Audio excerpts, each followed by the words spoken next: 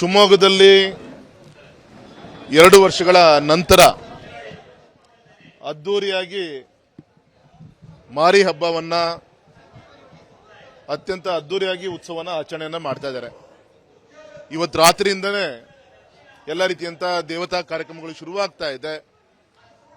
ನಮ್ಮ ಶಿವಮೊಗ್ಗದಲ್ಲಿ ನಡೆಯುವಂತಹ ಹಬ್ಬಕ್ಕೆ ರಾಜ್ಯಾದ್ಯಂತ ಎಲ್ಲ ಸದ್ಭಕ್ತರು ಬಂದು ತಾಯಿಯ ಆಶೀರ್ವಾದನ ಪಡೆದುಕೊಂಡು ಹೋಗಬೇಕು ಅಂತ ನಾನು ತಮ್ಮ ಮುಖಾಂತರ ನಾನು ವಿನಂತಿಯನ್ನ ಮಾಡ್ಕೊಂತೀನಿ.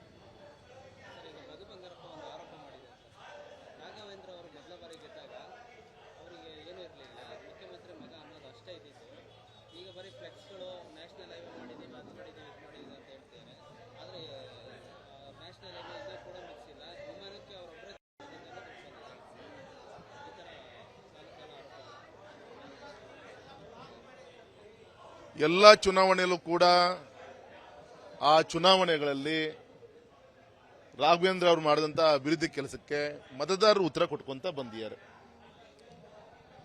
ಸೊ ಈ ಬಾರಿನೂ ಕೂಡ ಅವರ ಪ್ರಶ್ನೆಗೆ ಉತ್ತರವನ್ನ ಮತದಾರರೇ ಕೊಡ್ತಾರೆ.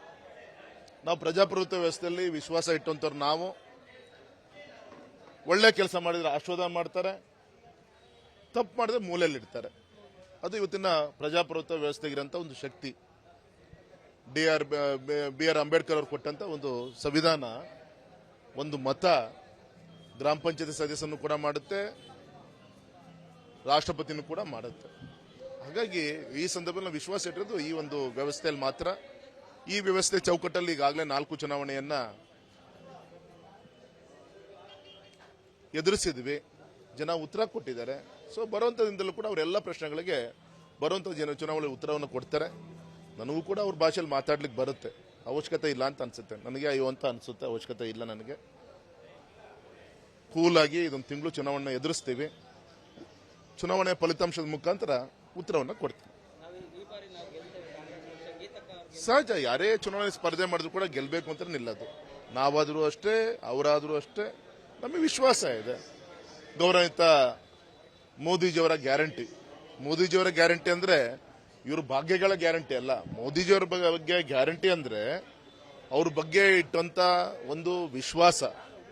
ಇಡೀ ಪ್ರಪಂಚದಲ್ಲಿ ಭಾರತ ವಿಶ್ವಗುರುವಾಗಿ ಬೆಳಿಬೇಕು, ಆ ಒಂದು ಚೌಕಟ್ಟಿನಲ್ಲಿ ಇವತ್ತು ನಮ್ಮ ಅನೇಕ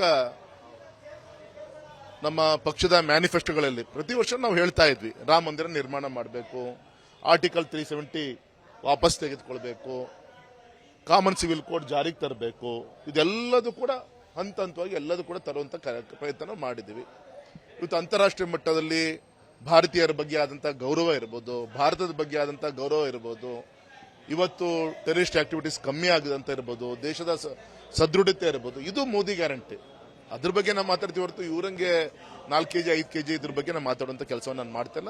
ಆ ಮೋದಿಜಿಯವರ ಗ್ಯಾರಂಟಿ ಮತ್ತೆ ನಾವು ಮಾಡಿದಂತ ಕೆಲಸ. ಕೋವಿಡ್ ಸಂಕಷ್ಟ ಸಂದರ್ಭದಲ್ಲಿ ಜನ ಸುಸ್ತಾದಂತ ಒಂದು ಸಂದರ್ಭದಲ್ಲಿ ಒಂದು ಜೀವನ ಉಳಿಸಬೇಕು ಅಂತೇಳಿ ಸರ್ಕಾರ ಜೊತೆಗೆ ಚುನಾಯಿತ ಪ್ರತಿನಿಧಿಗಳಾಗಿ ನಾವು ಕೂಡ ಕೈ ಜೋಡಿಸುವಂತ ಕೆಲಸವನ್ನ ಮಾಡಿದ್ದೀವಿ. ಮತ್ತೆ ವಿಶೇಷವಾಗಿ ಗೌರವಿತ ಮಧು ಬಂಗಾರಪ್ಪನವರು ಮಾತಾಡಬೇಕಾದಾಗ ಆಂಬ್ಯುಲೆನ್ಸ್ ಅಲ್ಲಿ ದುಡ್ಡು ಸಾಕ್ಸಿರು, ಹಡಬೆಟ್ಟಿ ದುಡ್ಡು, ಅಸಹ್ಯ ಅನ್ಸುತ್ತೆ ನನಗೆ. ಅಂತ ದೊಡ್ಡ ವ್ಯಕ್ತಿಯ ಒಬ್ಬ ಮಗನ ಬಾಯಲ್ಲಿ ಈ ರೀತಿಯಂತ ಹಗುರವಾದಂತ ಮಾತು. ಆ ರೀತಿ ಏನಾದ್ರೂ ಚುನಾವಣೆ ಮಾಡದಂತ ಅನುಭವ ಏನಾದ್ರೂ ಅವರಿಗಿರ್ಬೋದು ಅಂತ ಹೊರತು ನಮಗೆ ಆ ಕೆಟ್ಟ ಸಂಸ್ಕೃತಿ ನಮಗೇನು ಅವಶ್ಯಕತೆ ಇಲ್ಲ. ಹಾಗಾಗಿ ಅವ್ರು ನನ್ನ ಬಗ್ಗೆ ಬೆರಳು ತೋರಿಸ್ಬೇಕು, 4 ಬೆರಳು ಅವ್ರಿಗೆ ತೋರಿಸ್ತಾ ಇರತ್ತೆ. ಹಾಗಾಗಿ ಮಾತಾಡಬೇಕಾದಾಗ ಯಾರು ಎಲ್ಲಿಂದ ಯಾರು ಮಾತಾಡಿದ್ದಾರೆ ಕರೆಕ್ಟಾಗಿ ತಿಳ್ಕೊಂಡು ನಮ್ಮ ಮಾಧ್ಯಮ ಸ್ನೇಹಿತರು ಪ್ರಶ್ನೆ ಕೇಳಿದ್ರು ಅಂತ ತಕ್ಷಣ ಏಕಾಏಕಿ ಮಾತಾಡೋಕ್ಕಿಂತ ಸ್ವಲ್ಪ ಪರಿಶೀಲನೆ ಮಾಡಿ ಉತ್ತರ ಕೊಡೋದು ಒಳ್ಳೆಯದು ಅಂತ ನಾನು ಅನ್ಕೊಂಡಿದ್ದೀನಿ. ಅನುಕ್ಷಣದ ಸುದ್ದಿಗಳಿಗಾಗಿ ವಿಸ್ತಾರ ನ್ಯೂಸ್ ಯೂಟ್ಯೂಬ್ ಚಾನೆಲ್ ಸಬ್ಸ್ಕ್ರೈಬ್ ಮಾಡಿ. ಹೊಸ ಸುದ್ದಿಗಳ ನೋಟಿಫಿಕೇಶನ್ಗಾಗಿ ಬೆಲ್ ಐಕಾನ್ ಕ್ಲಿಕ್ ಮಾಡಿ. ಲೇಟೆಸ್ಟ್ ಅಪ್ಡೇಟ್ಸ್ಗಾಗಿ www.vistaranews.com ವೆಬ್ಸೈಟ್ಗೆ ವಿಸಿಟ್ ಮಾಡಿ. ಅಂಗೈಯಲ್ಲೇ ಜಗತ್ತಿನ ಸುದ್ದಿ ತಿಳಿಯಲು ವಿಸ್ತಾರ ನ್ಯೂಸ್ ಕನ್ನಡ ಆಪ್ ಡೌನ್ಲೋಡ್ ಮಾಡಿ.